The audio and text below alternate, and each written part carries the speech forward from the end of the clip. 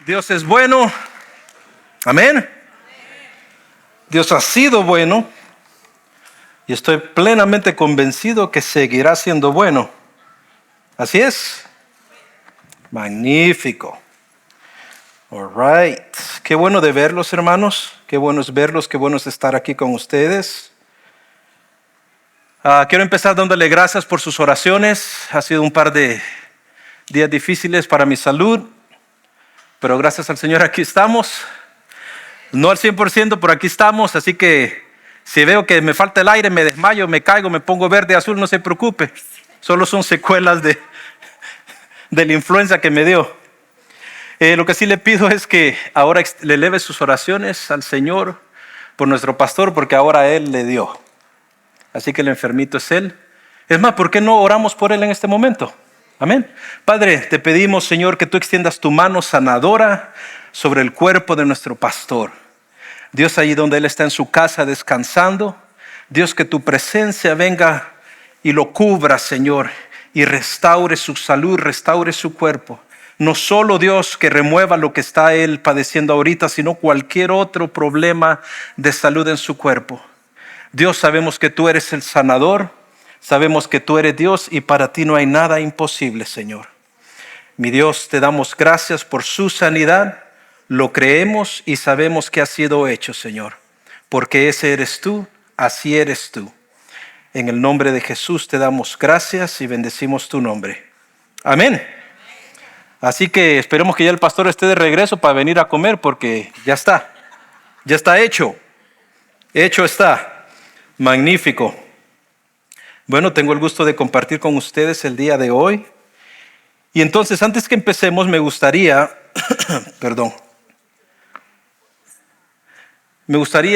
antes que se me olvida, tuve que ponerlo en mis notas. Niños están despedidos, pueden ir a sus clases, porque siempre me quedo con los niños aquí adentro. Oh my goodness. Magnífico. Hoy vamos a compartir en este tiempo que ya se nos vino la Navidad encima. Vamos a compartir algo referente a ello y vamos a empezar en el libro de Lucas capítulo 2. Pero antes que comencemos, le voy a mostrar un par de imágenes. Pero me gustaría que usted interactuara conmigo, ¿ok? Porque yo le voy a enseñar un par de imágenes y yo quiero que usted me diga lo primero que se le venga a la mente, que lo diga, verbalícelo, ¿ok? Entonces digamos, si yo le muestro esta primera imagen, ¿qué viene a su mente? ¿Qué dijeron? Pollo, dijo alguien por allá. Alguien se le salió el acento argentino y dijo pollo, ¿ok? Si estamos de acuerdo, pollo es lo primero que viene a su mente. O sea, ellos son conocidos, vamos a ver esa frase, ellos son conocidos por su producto, ¿verdad? Miremos el siguiente. ¿Qué es lo primero que viene a la mente? ¿Por qué son conocidos ellos? Por viajar. Eso es una aerolínea, ¿verdad? Vuelos locales, internacionales. ¿Estamos de acuerdo? Ok. ¿Qué tal el siguiente? Tal vez está más familiarizado con eso. ¿Por qué es conocido él? Es cómico, es chistoso, es un actor, ¿correcto? Creo que cualquiera que lo ha visto alguna vez puede decir, oh, es un cómico. Sí, por eso es conocido. Mire, el siguiente, todavía no lo ponga, es mi favorito. Además, creo que una vez hasta prediqué sobre eso. A ver, ¿quiénes se identifican con el siguiente? ¿Por qué es conocido él? No contaban con mi astucia, ¿verdad? Lo conocemos por ser un superhéroe. No a la categoría que lo conocemos, pero es un superhéroe. Ajá. Ahora vamos a tomar una ruta un poco más diferente. ¿Por qué es conocida la siguiente imagen?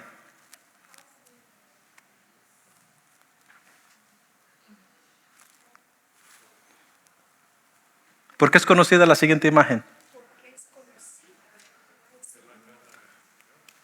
Porque es la casa de Dios. ¿Sabe por qué no pudieron decir pollo, aerolínea, cómico? Porque todos tenemos un concepto diferente de lo que esto es. Entonces, si yo hago la pregunta, ¿por qué es conocida la iglesia? y no todos tenemos la misma respuesta, tenemos un problema. Porque tenemos un concepto totalmente diferente. Entonces, ¿por qué deberíamos nosotros ser conocidos? ¿Qué tal la siguiente imagen? ¿Por qué es conocido Grace en español?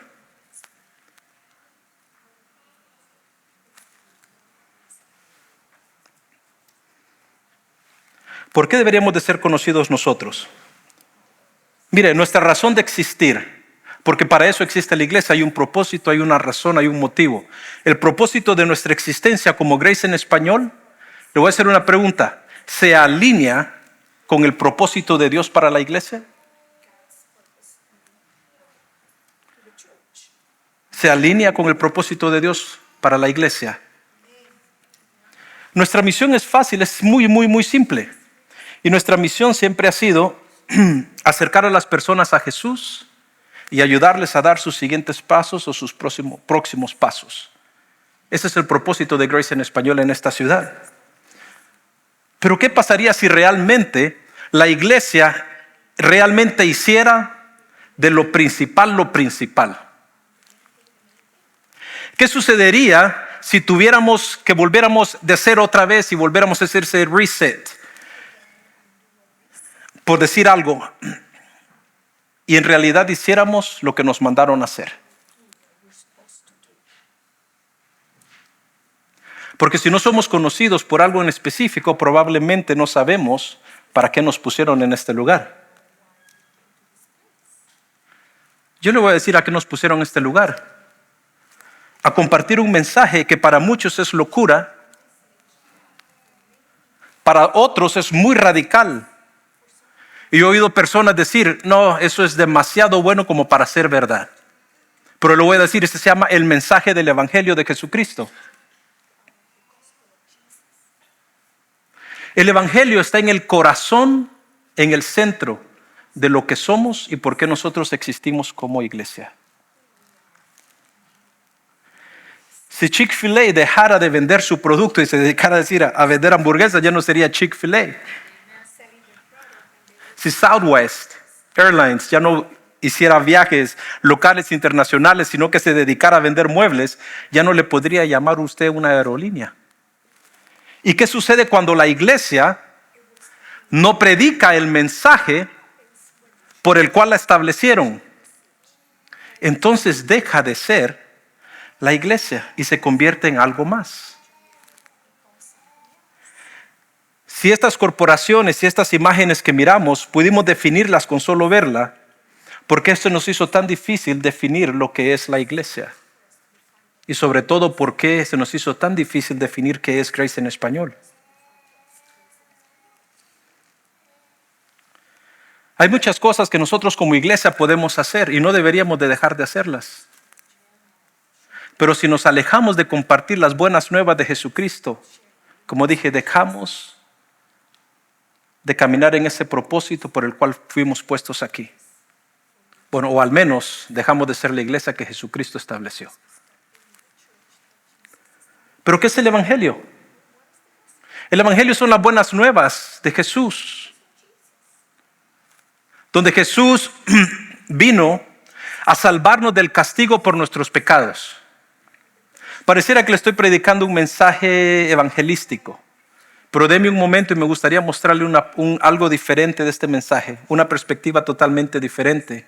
¿Y por qué es que lo personalizo tanto a que nosotros como iglesia necesitamos entender y tener claro cuál es el propósito por el cual existimos como iglesia en esta ciudad?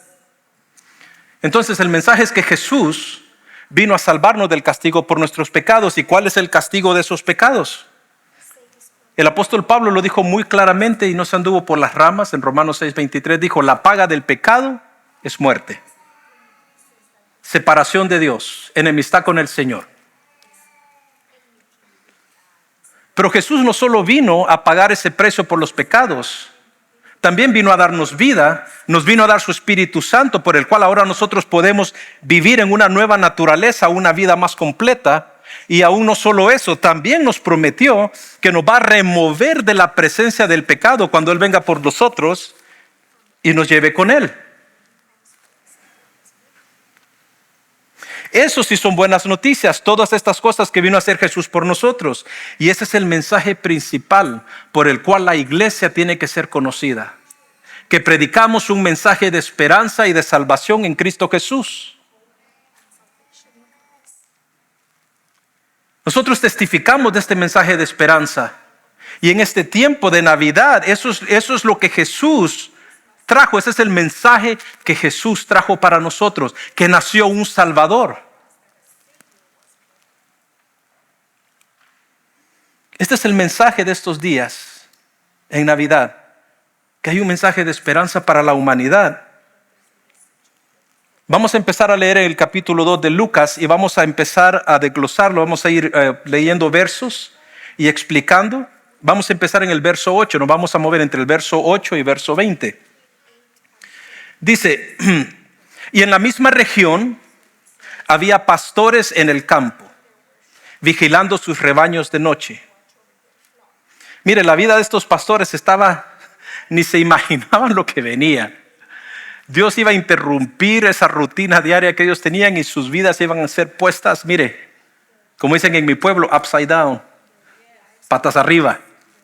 Sí, ellos fueron los que recibieron el mensaje, los pastores. Ahora, yo sé que usted y yo tenemos una opinión del concepto de pastor muy bueno. El primer ejemplo lo podemos ver en Salmo 23. Dice, el Señor es mi pastor. Dios se identifica como pastor. También miramos a David. David también se identifica como pastor. Miramos al profeta Amós también como pastor. Mire, yo tuve una conversación hace un par de años atrás, tal vez unos 8, 10 años atrás, hablando con un pastor que él creciendo era pastor de ovejas.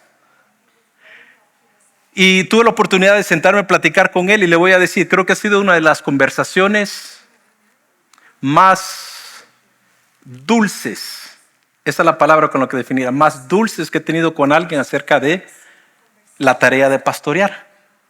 Me contó tantos detalles, pero lo que más me impresionó fue a la medida que él iba explicando, él podía imaginarse, porque lo miraba con sus manos como que estaba agarrando las ovejitas y hacía como que las cargaba.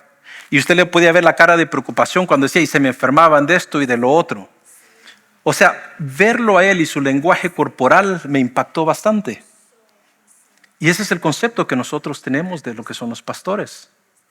Nosotros amamos a nuestros pastores, los honramos, los bendecimos. ¿Por qué? Porque ellos están a cargo de enseñarnos, de darnos crecimiento, de guiarnos por el buen camino. Es más, ellos darán cuenta, dice la Escritura, por cada uno de nosotros.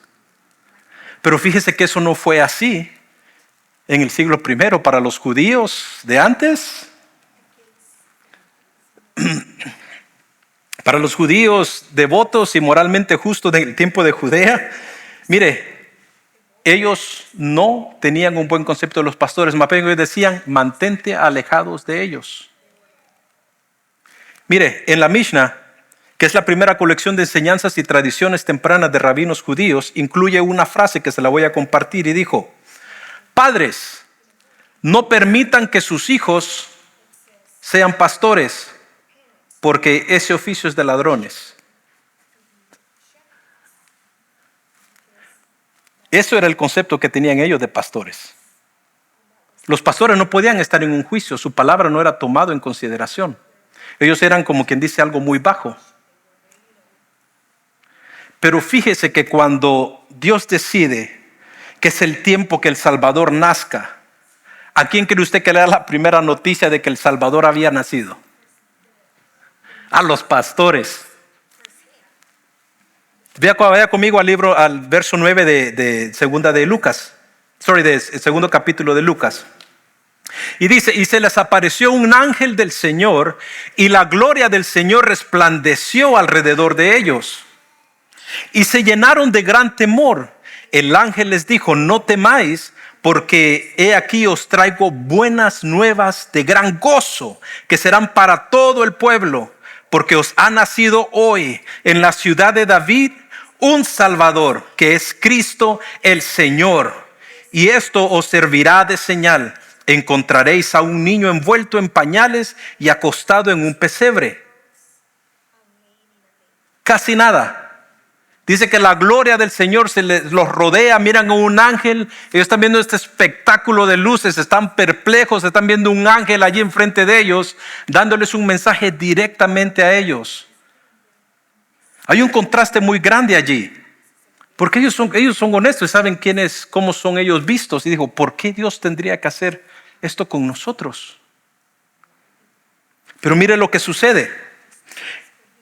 Cuando ellos reciben este mensaje, fíjese que el que ellos hayan decidido ir a buscar a ese bebé recién nacido, en sí ya eso es un milagro.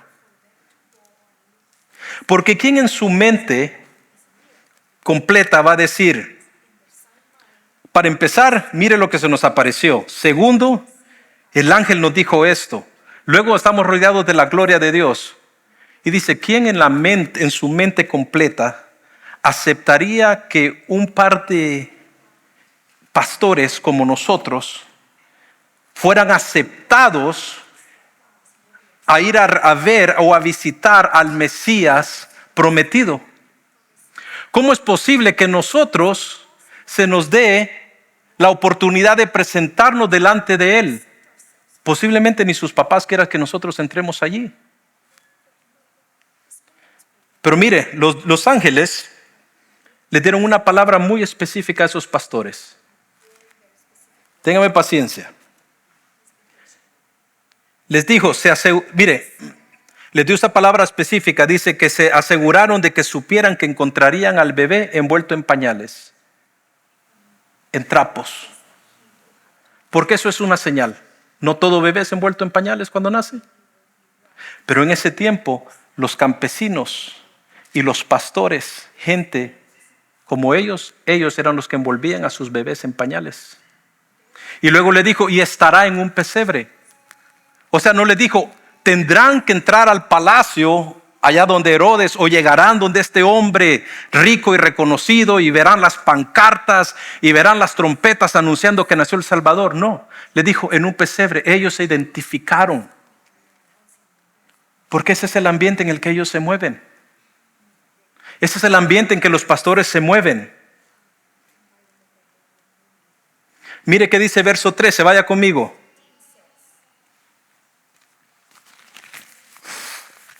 Perdón. Y de repente apareció con el ángel una multitud de las huestes celestiales que alababan a Dios y decían, gloria a Dios en las alturas y en la tierra paz a los que le agradan. Cuando los ángeles se fueron de ellos al cielo, los pastores se dijeron unos a otros, vayamos a Belén y veamos esto que ha sucedido y que el Señor nos ha dado a conocer.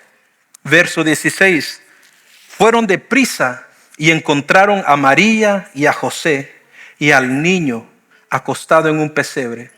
Al verlo dieron a conocer lo que se les había dicho acerca de este niño. Todos los que le oyeron se maravillaron de lo que les decían los pastores.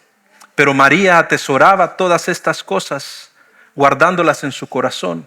Y los pastores regresaron glorificando y alabando a Dios por todo lo que habían oído y visto, tal como se les había dicho. Mira, lo que le voy a decir es muy importante. Dios usa a los pastores más a menudo que a los ángeles para compartir las buenas nuevas. La iglesia está formada por pastores y no por ángeles. Todo cristiano emprende un viaje similar al de los pastores, y aquí viene mi tema. Todo creyente, cada uno de ustedes que está aquí y ha tenido un encuentro con Jesús, va a empezar un viaje, como lo hicieron los pastores cuando Dios se le manifestó. Todos ustedes también han recibido un mensaje igual que yo. Y Dios les dijo a ellos que tenían que ir. Tal vez usted como yo no nos sentamos tan dignos de un trabajo como esos, de ser los mensajeros del Señor. Pero también tanto yo primeramente como usted éramos indignos tanto como los pastores en ese tiempo.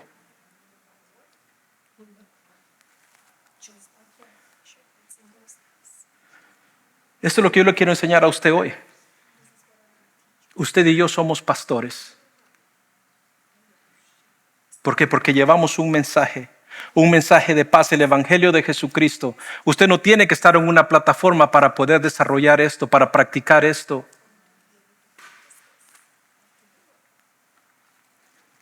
Hemos empezado un viaje y ese viaje empieza con una revelación, y es la revelación de que hay un Salvador. ¿Cuántos de ustedes aquí han experimentado la revelación de un Salvador en su vida llamado Jesucristo? Yo lo experimenté. A mí me sucedió hace 20 años. Mire, solo 2, 3 hemos experimentado la salvación del Señor. Entonces este mensaje es para usted que no lo ha recibido. Este mensaje es para usted que la revelación del Señor todavía no se le ha manifestado, de que hay un Salvador. Los pastores recibieron esta revelación bastante milagrosa de que había un Salvador cuando Dios les presentó semejante visión. Mire, toda historia de Jesús es extraordinaria. Todas empiezan extraordinariamente. Pero por lo general nunca llega cuando estamos en nuestro mejor momento. Porque ¿para qué necesitaría yo un Salvador si estoy en mi mejor momento? Jesús, esta revelación del Salvador es manifestada a usted cuando usted está en su peor tiempo.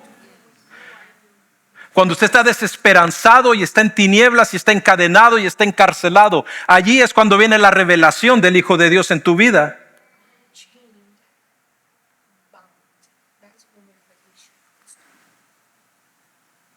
Cuando estábamos nosotros sin esperanza, sin oportunidad de ser libres, ni de conseguir un perdón, ni de tener un futuro. La revelación de Dios en la vida de nosotros, la revelación de Jesús como Salvador, va a provocar 2 cosas en una persona. La primera es creer y la segunda es rechazarlo. Esas son las únicas 2 opciones que toda persona va a estar expuesta cuando el Señor se revela hacia él. O rechaza la salvación o cree en esa salvación. Para continuar este viaje que comenzaron estos pastores, nosotros necesitamos tener esa fe. Esa fe que tuvieron los pastores. La fe tiene 3 aspectos. Una es creer, la segunda es estar convencido o convicción, y la tercera es actuar. Porque si usted no cree que algo es cierto, lo va a desechar. Si usted cree que algo es cierto, lo va a aceptar y se va a convencer de que eso es cierto. Y si usted está convencido que algo es cierto, usted va a actuar sobre eso. Usted va a caminar sobre aquello que ha creído, sobre aquello que usted está conviccionado. Yo he creído que el Señor reveló su plan de salvación a mi vida y lo acepté. Y lo he creído y estoy convencido, y eso es lo que estoy haciendo con usted hoy, actuándolo, dándole el mensaje. Recuerde, creer, convicción y acción. Si el Señor en sí se ha revelado a ti como Salvador, has tomado estos siguientes 3 pasos.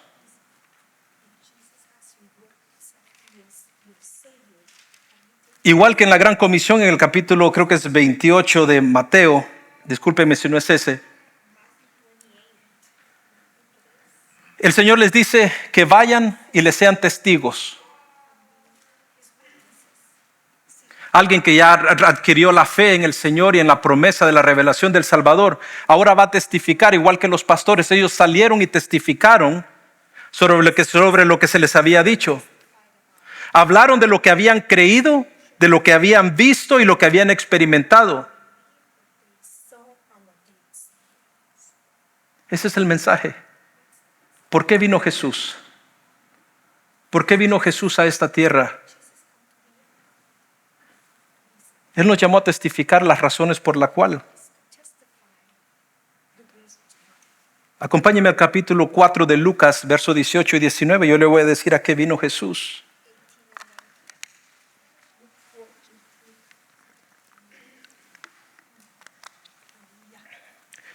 Jesús vino a sanar los quebrantados de corazón y a los pobres de espíritu. Ese es el mensaje. Tal vez aquí hoy hay alguna persona con su corazón quebrado, tal vez en problemas matrimoniales, tal vez problemas con sus hijos, o tal vez hijos con problemas con sus papás, tal vez en una relación disfuncional. Pero yo te voy a decir una cosa, a eso ha venido Jesús, ese es el mensaje. Jesús ha venido a darnos esperanza, a sanar los que están quebrados de corazón. Tú necesitas saber esto, tú no estás solo. Jesús está aquí, Él nunca te ha dejado solo. Su nombre es Emmanuel, Dios con nosotros. Tú nunca caminarás solo en esta vida. Dios está caminando contigo en cada paso del camino. ¿Cuántos aquí han sido sanados de su corazón quebrantado por Jesús? Podemos testificar. Dios nos ha llamado a testificar. ¿A qué también ha venido Jesús? A librar a los cautivos. La Biblia enseña que antes de ser cristianos estábamos cautivos. Éramos cautivos del diablo. La ironía es que nosotros pensábamos que éramos libres y que teníamos la autoridad de hacer y deshacer lo que nosotros queríamos, pero nunca fue así. Porque el que es esclavo de aquel que lo domina, y en este caso es el pecado. La realidad es que estamos nosotros en una prisión espiritual. Y no fue hasta que salimos de esa prisión que nos dimos cuenta lo que en realidad era ser libres. Y esto lo adquirimos a través de Jesús. Jesús ha venido a liberarte a ti de cualquier adicción, de cualquier problema, atadura con el cual estés peleando en este día. Dios ha venido a liberarte. Dios puede ayudarte a salir de donde estás, porque Él vino a traer libertad a los cautivos.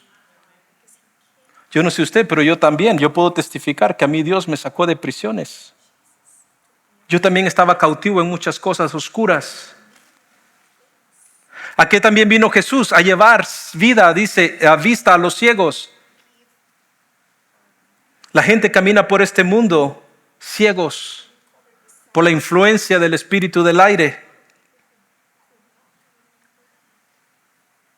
Pero no fue hasta que la luz de Jesús empezó a alumbrar en nuestras vidas que esa venda fue quitada. Muchos de nosotros también salimos de esa oscuridad. Solo Jesús puede hacer estas cosas. Nosotros solo podemos testificarlo. Hay muchas personas allá afuera que necesitan que nosotros testifiquemos del por qué Jesús vino a este mundo y por qué Él es el Salvador. Esto es importante, iglesia, que nosotros seamos conocidos por eso, porque llevamos el mensaje de esperanza y de salvación. Jesús vino también a dar vida y vida plena. Juan 10:10 dice, el ladrón viene solo para robar, matar y destruir. Pero yo, dijo Jesús, he venido para que tengan vida y la tengan en abundancia. ¿Cuántos de ustedes aquí han recibido vida nueva, vida abundante? Podemos gozar y caminar en esa vida ahora en día. Él también vino a morir por nuestros pecados. Marcos 10:45 dice, pero aún el Hijo del Hombre no vino para ser servido, sino para servir y para dar su vida en rescate por muchos. Tú y yo fuimos mantenidos cautivos y esclavizados por el pecado. Necesitábamos ser rescatados. Jesús pagó ese precio cuando murió en la cruz. El bebé en ese pesebre no fue un accidente. Ese era el propósito. Vino a pagar por lo que tú y yo no podíamos pagar. Jesús vino a salvar a las personas perdidas, a lo peor de lo peor, entre los cuales estábamos yo primeramente. Yo he compartido mi testimonio varias veces y le voy a decir gracias a Dios que mandó un Salvador. Gracias a Dios que mandó a un Jesús. Gracias a Dios que alguien tomó los zapatos de pastor y llegó y me compartió el mensaje de fe y de esperanza.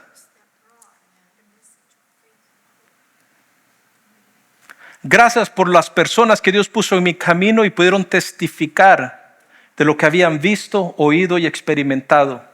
Y era un Salvador.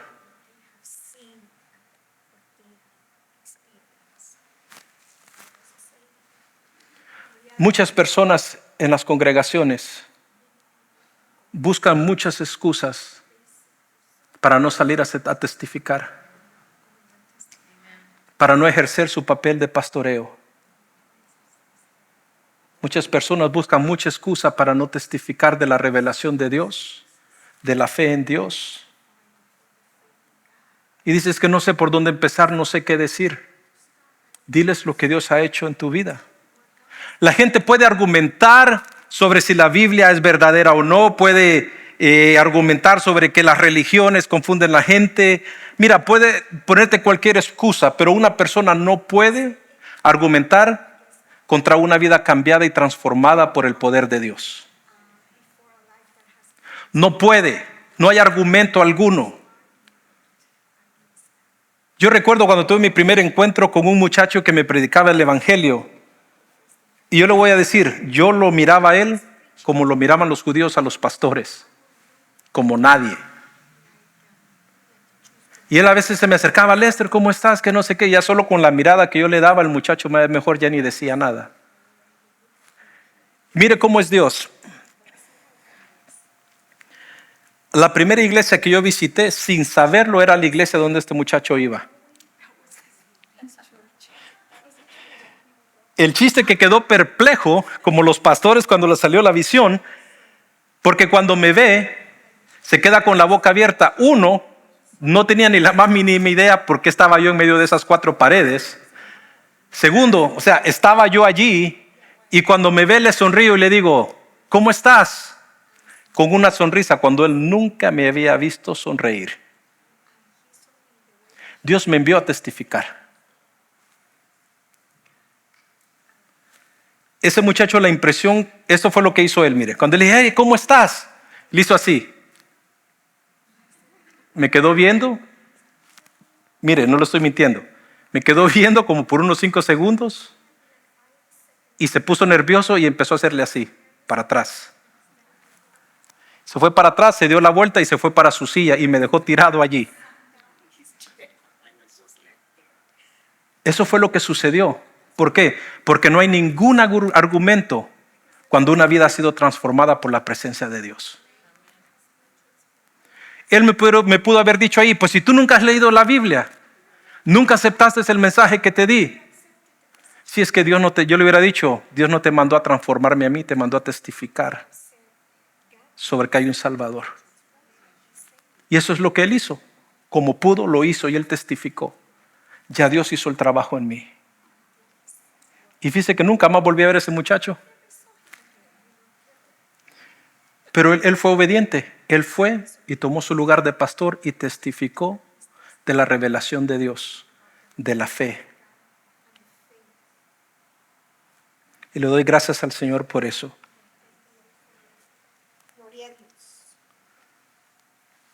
Mire, estos pastores regresaron después que salieron de ese pesebre. Regresaron al mismo lugar de siempre, con los mismos animales, a su mismo trabajo. Pero había una diferencia, había una perspectiva diferente en la vida de ellos. Ahora había un propósito por el cual existir. Y eso crea en nosotros gratitud. Eso crea en nosotros gratitud.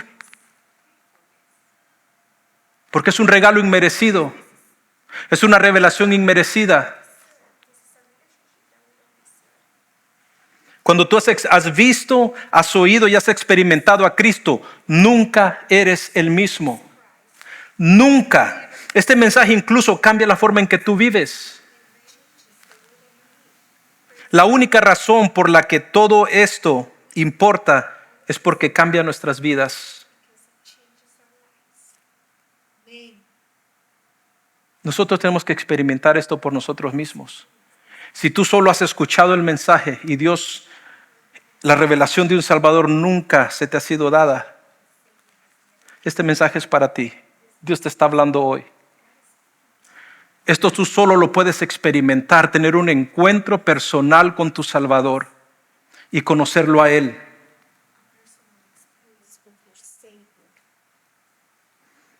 ¿Qué tal si todos nosotros tomáramos nuestro lugar de pastores y de testigos e hiciéramos lo que el Señor nos ha mandado hacer?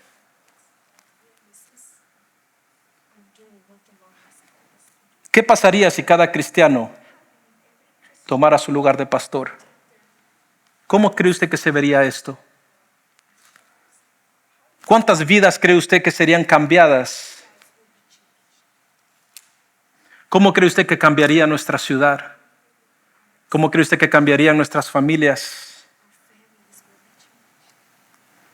Al igual que estas imágenes que les presenté, si estas corporaciones, estas personas dejaran de hacer lo que ellos hacen, perderían su esencia. La iglesia debería ser conocida por su testimonio, por compartir las buenas nuevas del Evangelio, porque eso es lo que nosotros somos, testigos para el Señor.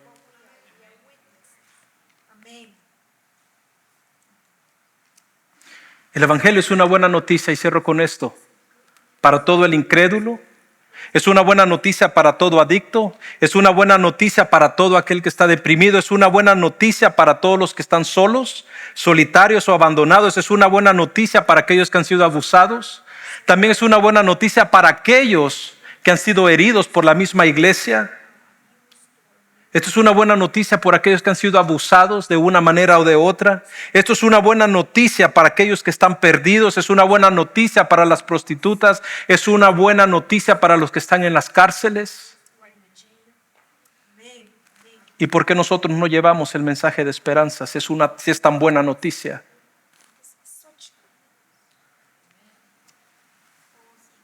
Este mensaje es para todos, dijeron los ángeles. Dijo, este mensaje es para todo el pueblo.